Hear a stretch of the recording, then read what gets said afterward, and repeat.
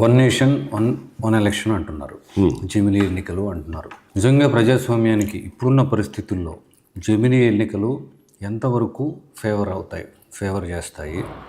నష్టమా లాభమా? పెట్టాల్సిన అవసరం ఉందా జమిలీ ఎన్నికలు? ఏమాత్రం లేదు.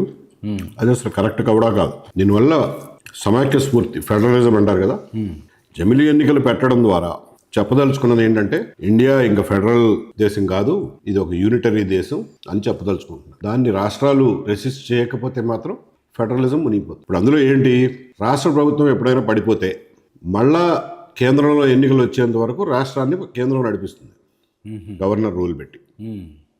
అంతే తప్ప మీరు మళ్ళీ ఎలక్షన్లు పోవడానికి వీల్లేదు. అంటే ఏంటన్నమాట, రాష్ట్రాలు నిమిత్త మాత్రాలు, వాటికి ఇచ్చినటువంటి రాష్ట్రపతి పాలన అంటాం కదా, సేమ్ అట్లాంటిదేనా? రాష్ట్రపతి పాలన కేంద్రం నడిపిస్తుంది, అంతేగాని ఎలక్షన్ బెటరు. మళ్ళీ అప్పటి వరకు మళ్ళా జనరల్ ఎలక్షన్స్ వచ్చేంత వరకు ఆ భయంతో అయినా ప్రభుత్వాలు కూలకుండా ఉంటాయేమోగా. మరి ఆ ప్రభుత్వాలు, ఆ పార్టీలు ఒకవేళ వాళ్ళు సెల్ఫిష్గా ఆలోచించి కేంద్రానికి భయపడి రాష్ట్రంలో రాజకీయాలు నడిపిస్తే అది సమాఖ్య ఎలా అవుతుంది? రాష్ట్రాలు వాటికున్న ప్రాబ్లమ్స్ వాటికుంటే వాటి రాజకీయాలు వాటివి, కేంద్రంతో సంబంధం ఏంటి ఆ విషయంలో?